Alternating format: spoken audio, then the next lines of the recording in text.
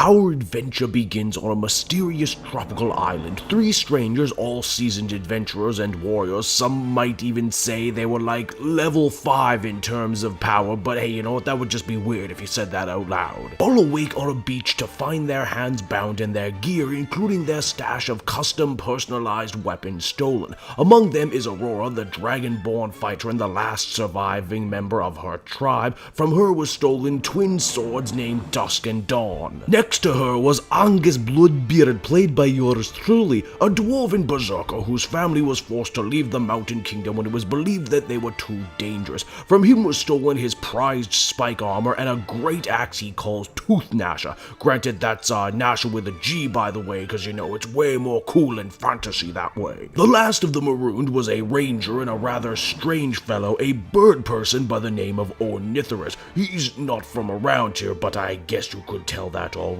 He's missing his prized short bow by the name of Grimfletch. Not that he misses it all that much, considering his razor-sharp bird talons and the ability to freaking fly makes up for it. Also, let's not forget that he's a ranger who spec'd into the dual fighting speciality, so he doesn't really take all that many pot shots anyway, but now I'm just metagaming. Making friends was very hard for this group. They distrusted each other right away, and it didn't help that not one of them remembered how they got onto the island in the first place, almost as if their memories had been manipulated magically. It's also probably important to note at this point here, the DM says that as far as this world is concerned, magic does not exist, not anymore at least, but more on that in a minute. The team eventually came upon a boat being picked over by a group of lizard folk holding spears. The fight was ultimately easier than anyone had considered. Angus rolled a 20 right out of the gate and broke a lizard person's face with his big meaty dwarf fist. Oro made great inroads with her fire-based breath weapon, and Ornithorus got multiple shots in with both his natural claws and a knife that he picked up from the beach. Speaking of Ornithorus, he proved to be quite the MVP right out of the gate, using his flying skills to get to a higher vantage point and spot a large pirate ship in the distance.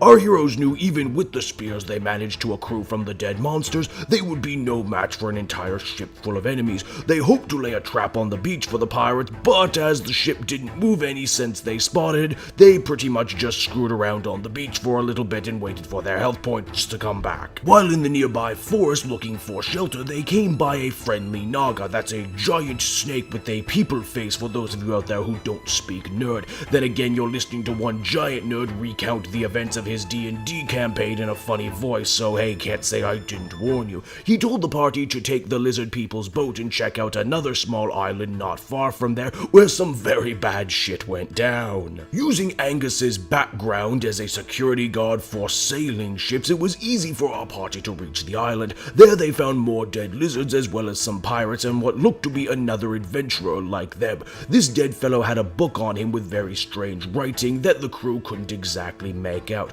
Luckily for the party, the dead bodies had a ton of sweet loot on them, like knives for Ornithorus, short swords for Aura, and a killer shield and axe combo for Angus. Then again, it wasn't his, so it was rightly shite.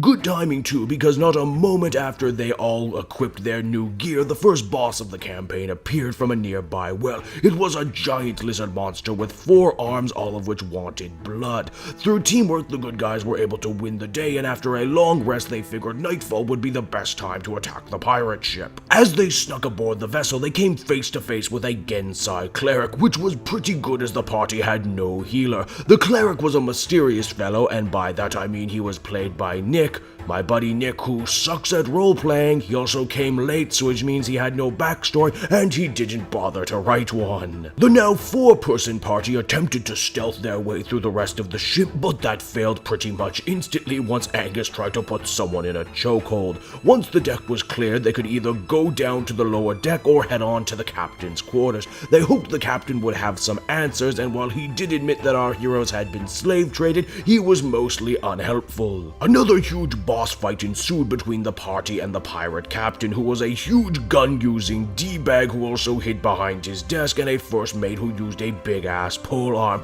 But after much back and forth, the captain was slain, netting Angus 2 pistols of his very own and a crap ton of gold. It was here our heroes heroes met a man that the captain had been keeping hostage, an elderly elf trying to return magic to the world. He hired the dead adventurer from before, and as he had no other options, he pretty much had to hire the party. Granted, he had no money to pay them with, but he promised that if Angus and our Nithris and our Ura were able to locate a temple hidden under a whirlpool nearby, he would get everybody home. And thus the first session ended as our heroes ventured to the lower decks, where they used the power of intimidation as well as the captain's hat to retrieve their gear and beloved weapons. And so there you have it, part 1 of the Island of Death campaign. Be sure to come back next time for the second session.